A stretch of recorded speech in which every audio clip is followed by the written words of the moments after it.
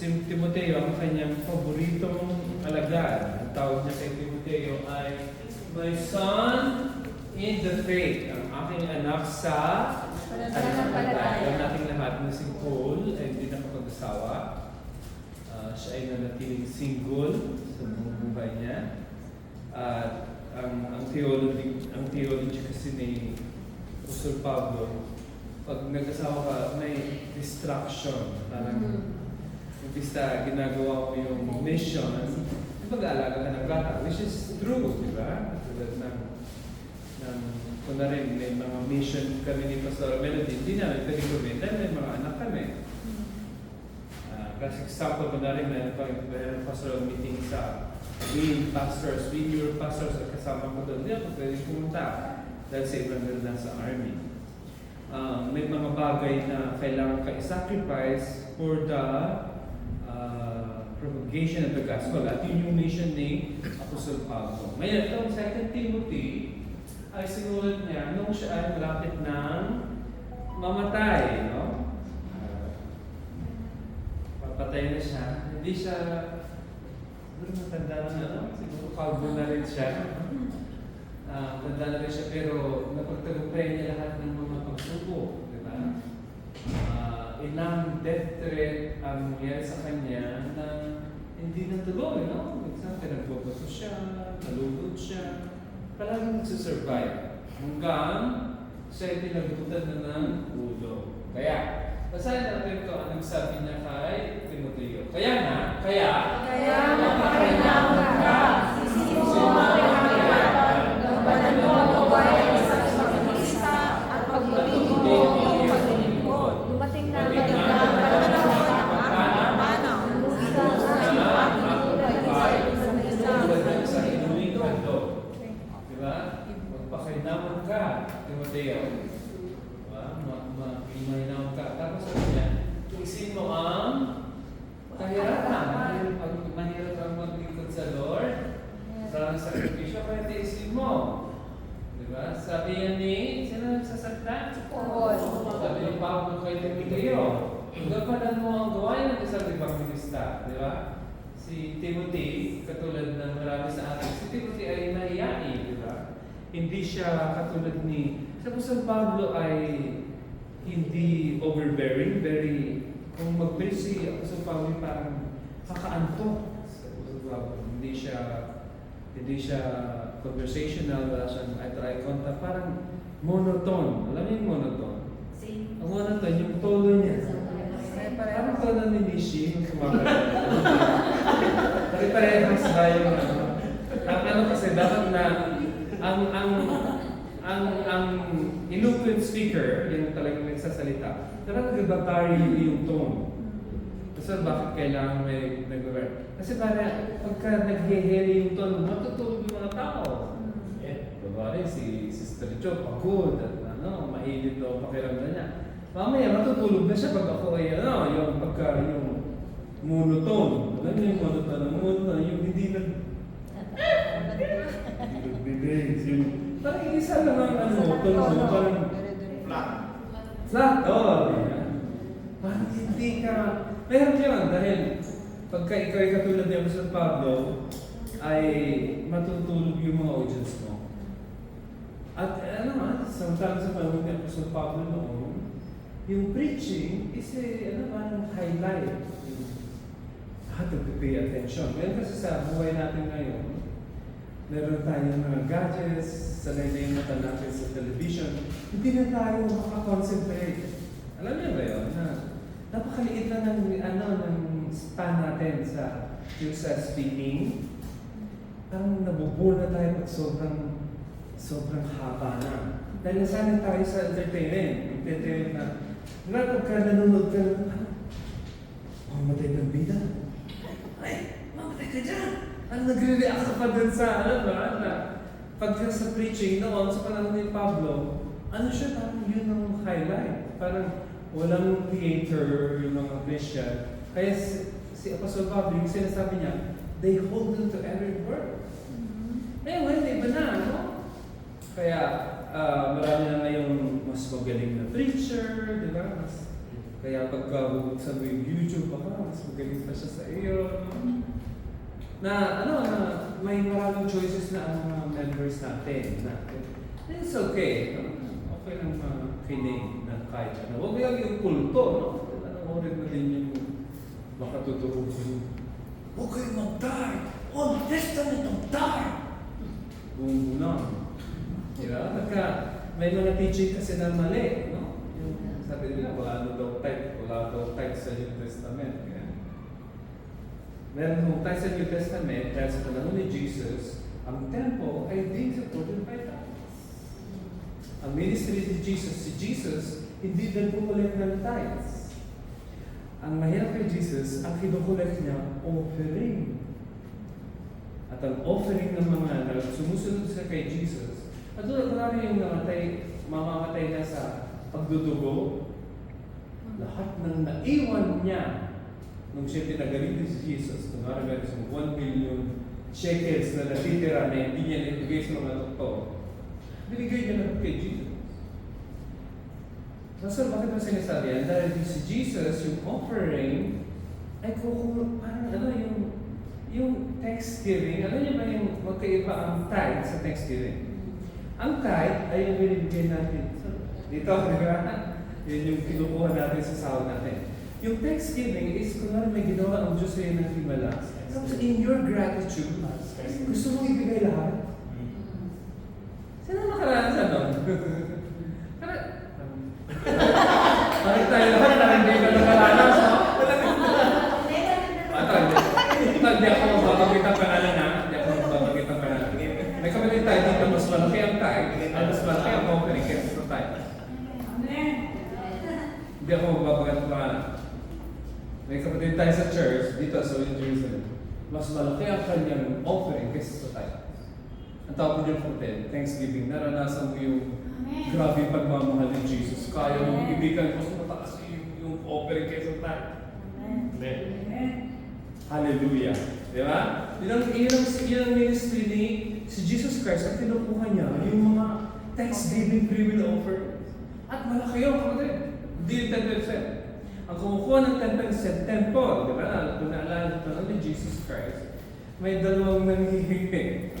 Si Jesus ay palagi ko hindi nangihingi, pero automatic na mayroon kasi siyang treasurer. Ibig sabihin, may nagkukulik. No? May treasurer, may nagkukulik. At kinukulektahan niya yung mga sumusunod kay Jesus Christ. Ngayon, walang bahaya, di ba? Pero meron silang tinatawag na offering. Di ba tithes and offering? Di ba? Yung tithes, 10%. Pero sa atin, sa amin ni Pastor Ganda, offering namin, 20 shekel. Di ba? Parang hindi na tataas. Hindi pa tataas yung doon sa sobrang, hindi katulad ng kapatid na mas mataas. Dito na tayo. Sabi niya, malapit na akong pumanaw, kaya gawain mo ang gawain ng isang, gawain mo ang gawain ng isang, anong evangelista? Anong evangelista? Ang evangelista ay nagsishare ng gospel. Word of God. Word of God. Ako yun. Ang nagsishare ng gospel, yung mabuting balita ng kaligtasan, yan ang evangelista. Pag ang paborito mong i-share, at ang paborito mong kausapin ay unbeliever tungkol sa kanilang kaligtasan, ikaw ay evangelista. Pero sa Timoteo, somehow, sinasabi ko kanina, hindi ka alam yung bastik si Apostol Pablo, hindi yung disciple niya. Sino yung disciple niya? Si Timothy. Kung paano monotone si Paul, monotone din ganun daw kaya, you produce your own kind. Diba? Bakit mataba ang anak ko? Mataba ako, di ba? Pagpayat ka tapos matabahin. Madali ang napangasawa ni Pastor Mela di maitim. Pag maputi ang anak niya, baka hindi yun yung anak. Ano dapat i-produce your own kind. Si Pablo ay monotone, si Timothy ay monotone. Pero ang passion ni Paul ay mag-plant churches. Ang gusto niyang palaging kausapin, i-engage sa conversation ay hindi usually mga believers. Ang gusto niya engage mga tagalabas. No? Narinig mo ba? mabuting balita. Kaya palagi yung script, no? Kahit saan siya pumunta, naliligo ba? Ang passion niya is to share the gospel. Not necessarily the word of God from Genesis, Exodus, Leviticus. Ang passion niya is, alam mo ba kung saan papupunta? Kaya naman tayo. Salvation ang passion ni Apostle Pablo. At ang mission niya is to create a community na lahat ay ligtas, tapos ihahain niya sila. Katulad ng paghahain niya kay Timothy. Sabi niya kay Timothy, ito ang mga dapat mo yan. May nako, pangalawa, maging pagbilista ka. Tapos, pagbutihin mo ang iyong yung ministry mo, Timothy. Huwag mong papabayaan. Talagang i-fulfill mo yung ministry mo na tinawag sa iyo ng Diyos. Sabi niya, bakit? Dahil dumating na ang panahon ng aking namamaalam na si Apostol Pablo, di ba? O, eto na.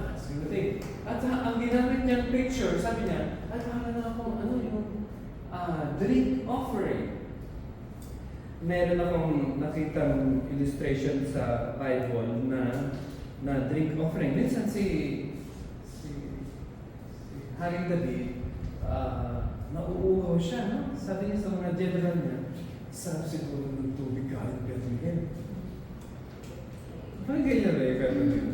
Anong nag-desire siya? Narinig ang mga niya, ng mga generals niya na gusto niya ni Haring David ng tubig.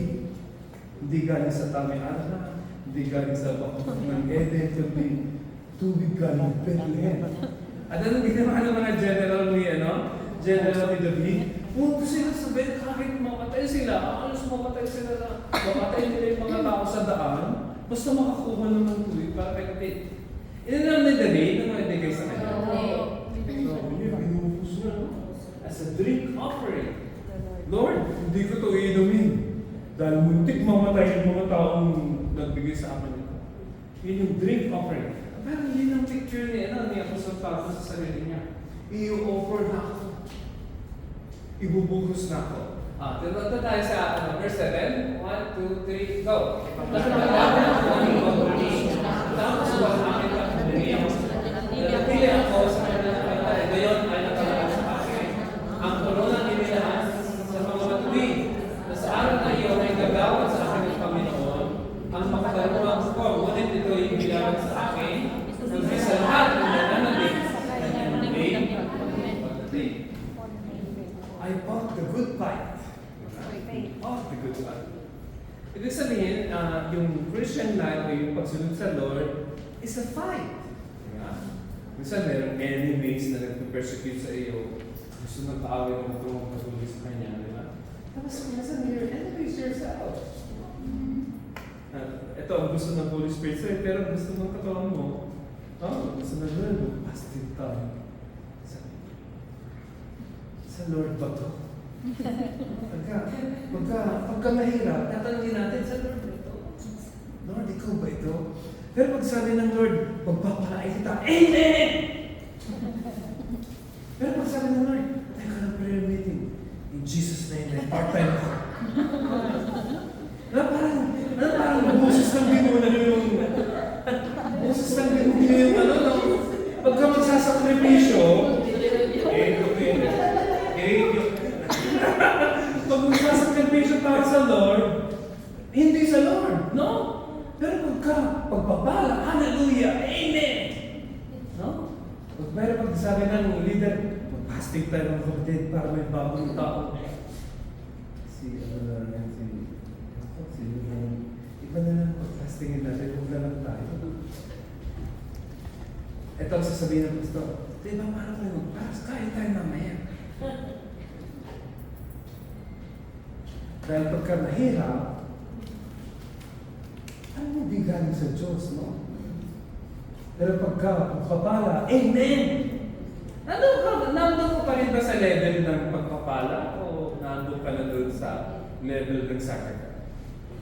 Ito, ang sabi ni Pastor Pablo, alam mo, Timothy, I fought the good fight. Sino ang mga kalaban ko? Flesh, the world, the devil. I won. I fought the good fight. Hindi ako sumuko. Nilabangan ko yung mga demonyong nakaarap sa akin. And that means, he fought himself. Dahil si Apostle Pablo, katulad din natin, mga punta ng CR. May mga temptations sa buhay niya na kailangan niyang pagtagumpayan. Meron siyang testimony. Ano testimony niya? Thank you, today. Ang testimony niya, nakapaglaban akong I fought the good fight. I didn't give up easily. I fought to the end. At pagka yung attitude natin katulad ni Apostol Pablo, yan tinatawag natin, fall the faith. Nagpatuloy siya. Ano ba sabi niya? Natapos ko ang takbuhin. I finished the race. I think na kwento ko na yung illustration minsan na nakapanood ako nung dahil naglakad ako nung meron tayong marathon dito. Alam niyo ba yun? At nandun ako sa malapit sa finish line. At kayo mga susero, no? Dahil wala nga sasakyan dahil kinlose yung mga train, mga bus. Kami mga susero. Nagsisirap kami. Sabi niya, mga manong ako, walang pakialam sa akin. Pusot lang. Dahil, pag natakbo pala, wala pala silang time ng ganyan. Sabi ko, kahit kaway mo lang o smile, wala. Takbo. Yung nanalo, wala siya pakialam. Kailan palang pakal siya. Wala siyang nalalig. Diyo siya sa finish line. Sabi ka, interpretation mo. Mataba ka sana. Hindi ba naman lang sa cheerleader ako? Kami dapat sabi mo, man, thank you.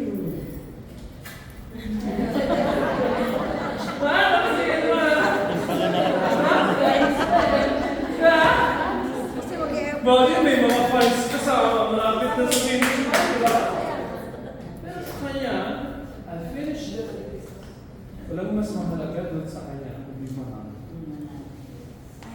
I don't care about what you're saying. I don't care about your club. I want the reward. Finish line. At napansin ka lang, ito yung mga totoong, di mga katulad namin mga pakil, no? Nasa buhay. Ako ba ako? Hindi ka man pwedeng maging, hindi ka mananalo. Pag ang isip mo yung sarili mo, no? Ang papangit ng mga nagmamaral. Ang papangit nila. Kahit ano kung mong tubig. Ako, manon din siguro doon, banda doon. Pero ang sa kanya, the main reward is to win. At magkaroon siyang testimony na I have finished the race. Hindi ako nagpatumpik-tumpik sa pinapagawa ng Lord sa akin. I finished the race. At ang nakita ko doon, pagka sa pagsunod ni Pablo, itong advice na kay Timoteo, you exert another effort to finish the race. At ito yung nakakatawa, bakit si Apostol Pablo, alam niya, natapos na siya. I finished the race. Right? Di ba mamamatay na siya? Tapos ko na. Bakit wala na bang i-win nung panahon ni Apostol Pablo? Wala na bang hindi nakapakinig ng mabuting balita sa kanila? For sure meron. Pero para sa kanya, hanggang dito lang yung assignment ko, and I did it. Very clear sa kanya, pinapagawa ng Diyos sa kanya, at sabi niya, pag natapos ko to, siyam mo.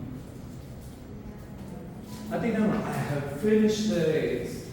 Anong pinakalas niya? I have kept the faith. Sabi niya, nanatili ako na nananampalataya. Yung mga ibang kasabay ko, tinalikuran na ako. Tinalikuran na ang paglilingkod sa Diyos, sabi nila walang kabuluhan dapat. Yung mga iba in-embrace nila ang mundo at business. Yung iba part-time, lahat ay pinagawa. I continued the faith, di ba? I remain in the faith. Hindi ako nagpatuloy. Di ba? Na-imagine niyo pa si Apostol Pablo? He must have been tired, he must have been weak. Pero ang nasa isip niya, I finished, I kept the faith. I didn't give up, and I still have faith at na. Kahit anong pinagdaanan ko, kahit anong pahirap sa akin ng mundo, ng sarili ko, kahit na mag-exert ako ng maraming sakripisyo on myself, I am willing to do it because I will keep the faith. I have kept the faith. At sabi niya, ito ang motivation niya, kung napansin niya. Sabi niya, ngayon, na naghihintay sa akin ang koronang inilaan para sa mga matuwid. Na sa araw na yon, that means yung araw na yon is not his death. Yung araw na yon ay day of judgment. Pagka i-judge na yung mga believers, sabi niya, for sure, hindi sila nagtatanggap dito sa loob. For sure, I'm going to get my crown. Alam na ni Pablo yung mangyayari sa kanya, no? By judgment, meron akong crown. This is my question, bakit by judgment doon siya tatanggap ng crown? Bakit hindi after death? Hindi ko ito naintindihan hanggang marinig ko si Pastor Robert. Sabi ni Pastor Robert, hindi pwedeng i-reward si Apostle Paul this time.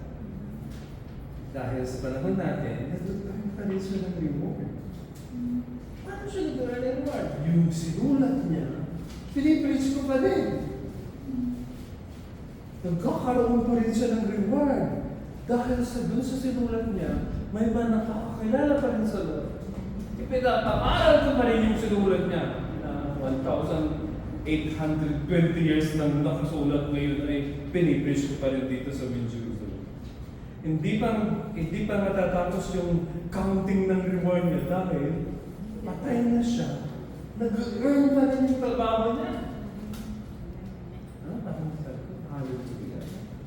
Hari naman tayo, patay na tayo. Yung pinasimulan natin ay nagpapatuloy pa rin na meron pa rin tayong reward. Ito ang CMA, ang pangalan ng sa taas na yun ay Thompson Chapel. I think ang plano ng CMA dito ay parang cafe. Parang gusto nilang i-gather yung mga Jewish unbelievers, drink for coffee, and then talk to them about the gospel, which is very nice. Makaroon sila ng mga volunteers na mag-start ng mag-aaral ng Hebrew. Na ang vision nila is free coffee and conversation about Jesus Christ. Itong place na talaga natin. Saan niya ang pagkaganda nito? Siguro mag-acting tayo kudyo para makaligod tayo kape dito. Pero pag-ikay Jews, I think that's a very good ministry na tinitignan ng CMA. But that place is, ang tawag natin dyan ay Thompson Chapel. Dahil ang nagtayo ng Thompson Chapel, si Reverend Albert Thompson. Matay siya 89 days na 1952? Namatay siya 1952, 2024. Sa tuwing ginagamit natin yung place, nakaka-earn pa rin siya ng reward sa langit. Nag-a-add pa rin yung reward niya, hindi ko tuminto. Ano na rin natin Maya? Didn't stop. It doesn't stop yet. Habang gumagamit tayo, saan? Babayad naman tayo. Kaya lang siya mag-supervision, mag-build, mag-fundraise sa buong mundo para ma-build niya yung Thompson Chapel. Kasama ito, hindi lang yun. Yung sacrifice niya during his life, free kaya ng buwan niya. I think 63 years old lang siya. Magbabasahin niya, no? Mas matanda pa yung matanda natin, no? Pero until now, meron pa rin nag-accumulate pa rin siya na ito. Pastor Ryan said it. Dahil sabi niya, ikaw ang motivation niya sa po.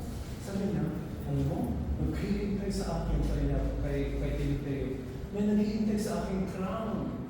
Na ibibigay ng Lord sa mga baluwi. Tama ba?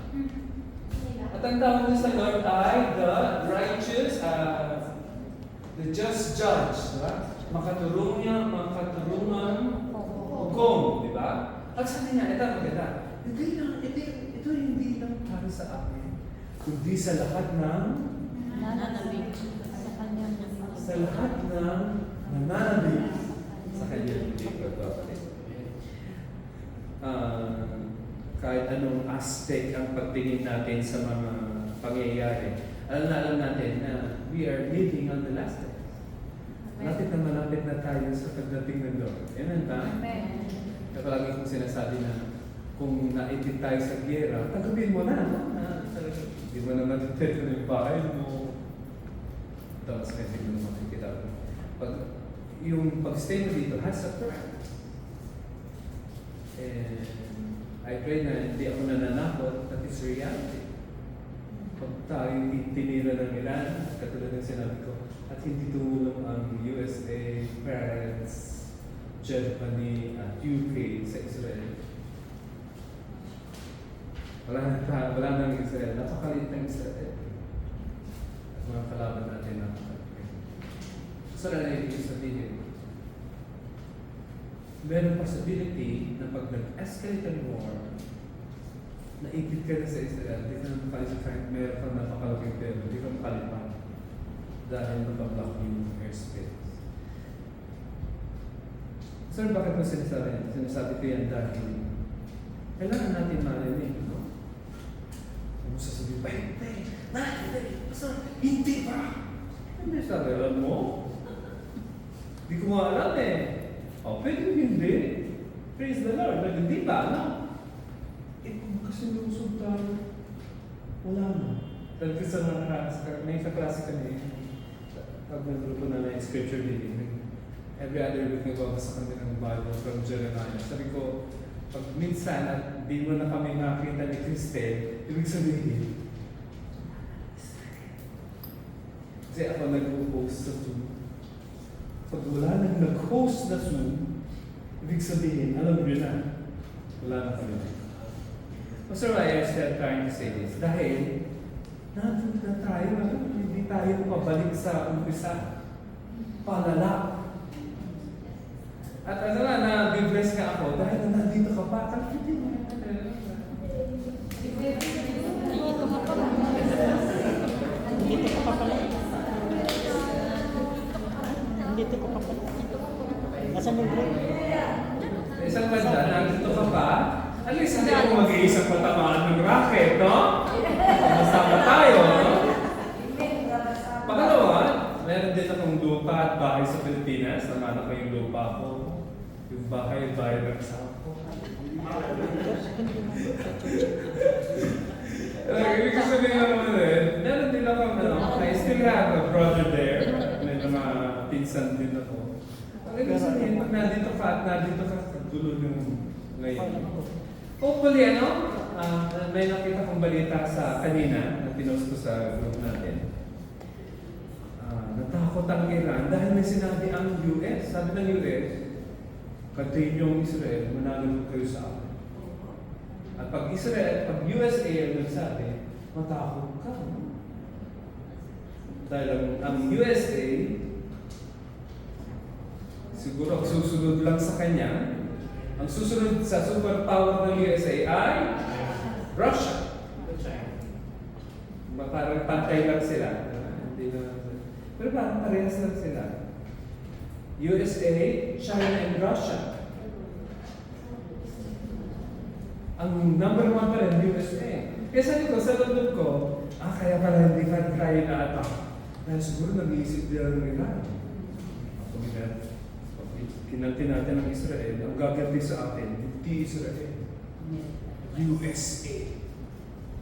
Kaya minsan magandang may kaibigan, yung tinatawag nating ally, Pero ay sabihin sa iyo, pag wala tayo mga ally at tinatake tayo last April ng Iran, wala nang tayo dito. Intindihan niyo ba yun? Lahat ng air bases ng USA sa Iraq, sa Jordan, sa lahat ng places, mga weapons ng UK, France, at Germany, tumulong sa ating mag-solve ng mga padala ng Iran. Kaya maganda ate Gemma na may kaibigan ng Israel, no? Kaya wala tayong magawa. Pagka sinabi ng US at sa ng Israel, Amen. No? Hindi siya rebelde, no? Pinipilit ni Bibi na, pero kailangan ko mag-bomb. Dahil ultimo yung pang-bomb natin sa Gaza, galing US. Hindi made in Israel. Mga pang-bomb natin sa Gaza na ginagamit natin ngayon, made in USA.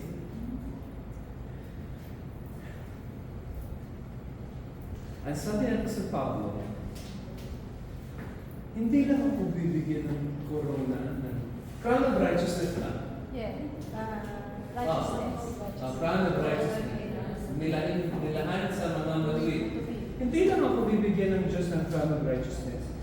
At lahat ng mga nananabik. Kanyang huling. Meron bang ganun dito? Amen. Alam mo, ang gusto ko kapatid, nananabik kang dumating sa Lord, dahil love mo si Lord. No? Huwag yung may utang ko, dadating na yung tagisingin. Lord, dumating na kayo, Lord! Huwag naman yung gano'n, no? Huwag naman yung gano'n. Dapat yung excited ka, ito yung mga signs, no? Meron kong narinig, I don't know how you see this. Meron kong narinig na sister, sabi niya, Pastor, sinabihan ko na ang mga anak ko. Hindi ko alam kung ano mangyayari sa akin dito. At pakiramdam ko yung alam kong bumalik. Ay, bumalik sa Pilipinas. At tulad natin, amen na? Amen!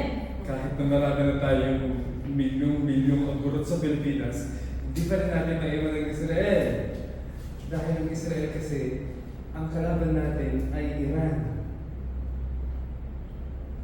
Sa Philippines, ang kalaban natin Ilang. Parang mas magandang kagirahin yung Iran kaysa ito. Mayroon itong kalaban natin. Believe me. Lalo kasi sinti natin si BBM. Hallelujah. Kaya, hindi ko alam kung tayo umunlad pa. I pray, no? We pray na magkaroon pa ng chance ng Pilipinas. Pero sa trajectory ng corruption sa gobyerno natin, I don't see. Parang masaya ako ng panahon ni Duterte, pero ngayon, I don't know. Nananabik sa kanyang muling pagka nananabik ka, excited ka, no? Excited ka sa, nung si Emmanuel ay live in, kasi ngayon live out na siya, na mas masaya ako dahil live out siya talaga siyang nakikita na patawin. Nung siya live in, ako minsan na experience ko na 2 weeks siya nasa base. Pagka Friday na, excited na, dadating ko sa ngayon, pag dumarating siya, lotion ka, ito, bukal. Ngayon pa, kasi araw-araw pero pag-Friday, dadating si Emmanuel. Pagka Friday lang dadating, anong niluto mo para kay Emmanuel? Parang iniisip ko, yung anong papakain kay Emmanuel, no? Parang feel ko pumayas siya ng 1 pound, no? Hindi naman siya pumapayat, no? Ay, hindi ka na nanonood. Pero mas isip ko, excited ako dadating na si Emmanuel. Pagka dadating galing army, parang excited. Pero pag everyday, tarayan, Mayesh, kapes. And then, try pa rin na bigyan siya ng makain niya para, ang ibig ko sabihin, para excited siyang umuwi, di ba? Pero ang mga magulang, kung minsan, pagka palagi mong kasama ng mga bata, masaya ang mga bata, no? Pero kung minsan, na rin, kaawa pa rin. Ito mo ng layo. Parang gusto mo din ng sarili yung mag-isama na parang gusto mo din malaya na sa pag-alaga ng mga bata. Pero mabilis lang yung time, parang napakabilis lang. Dati, baby ko sa mga ngayon, binanda na. Kaya nag-aaral na si Ate Baby, sabi Ate Baby, Pastor, mahirap pag mag-aasawa na pala ang ako mo.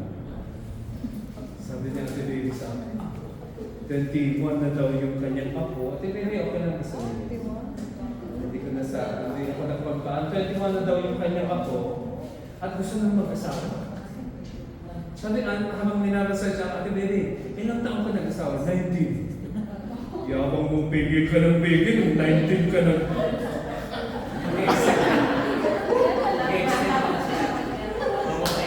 Hindi.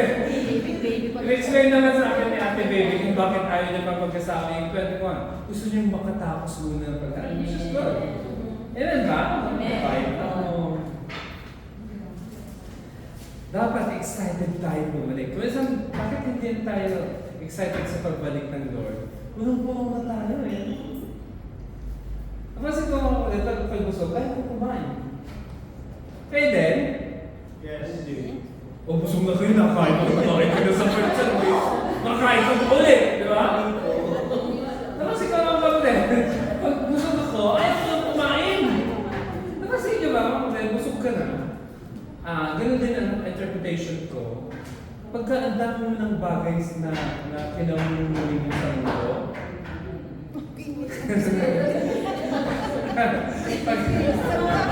sabi niya, ba't mo binubong ka ng kwento ko? Bakit mo kwento yung kwento ko sa iba? Naisipin niyo yung kasabihin, mga Ben, na pagka ang dami na natin kinamumuli sa sarili natin, wala na tayong pagharangan sa pagdating ng Lord. Busog ka na sa ibang bagay, hindi ka na talaga excited sa kanyang muling pagdating. At I pray na tayo lahat dito sa room na ito magkaroon ng totoong revival. Inaangay talaga natin makakita ang Lord. Dahil sa totoo lang, sa nakikita ko sa church in general, na not only in region ayaw mo nang dumating pa ang Lord. Lord, di pa na ako. Lord, di pa mo nag-asawa. Come on, Lord, di pa akong ganito. Lord, yung parang ang dami pa natin gusting i-accomplish sa buhay at ang nasa isip natin yung pagdating ng Lord, hindi na natin makakamit yung ating mga ambition. And that's true, hindi lang sa New Jerusalem, kundi sa buong worldwide church sa buong mundo. Okay, so mga kapatid, kahit ay mga mayayaman na kompleto sila, they're not excited sa Panginoon. No? At let's close in prayer na i-revive ng Lord yung ating desire, yung ating thirst for righteousness, yung ating hunger for the coming of Jesus Christ. Father, we thank you that tonight, pwede po kaming lumapit sa inyo. At kitang-kita niyo, Panginoon, yung mga laman ng puso namin. Kitang-kita niyo yung conditions ng aming mga spiritual life. Alam ninyo, kung kami talaga ay we are pursuing you, we are hungering after you, we are thirsting after you, or namamaling kami, Panginoon, sa mga bagay ng mundo nito. O napuno yung aming mga isip na mga gusto namin gawin sa buhay at gusto namin ma-accomplish. Lord, forgive us, Lord, kung may mga bagay na mas nauuna sa puso namin kaysa sa inyo. We know that you are a jealous God at gusto niyo yung first place in our heart. At na gusto niyo, Panginoon, na yung aming first love ang mamuna sa buhay natin. So God, as we close this preaching, this teaching, we pray revive within our hearts, new heart. Kaya niyo ang Holy Spirit mag-work sa puso namin. At Lord, ma-revive yung aming pag-ibig sa inyo. Ang unahin namin, higit sa lahat, higit sa gera, higit sa mga savings or investment, Lord, unahin namin ay yung aming close, intimate relationships with you, our living grace. We thank you, Holy Spirit, for granting that prayer. And we thank you for placing within us a hunger, a desire to pursue after God. Hayaan namin, Panginoon, na ang Holy Spirit mag-work sa aming mga puso upang i-desire namin ang muling pagbabalik ng inyong anak na si Jesus. We love you tonight. We love you all the days of our life. We praise you. We worship you. In Jesus' name. Amen.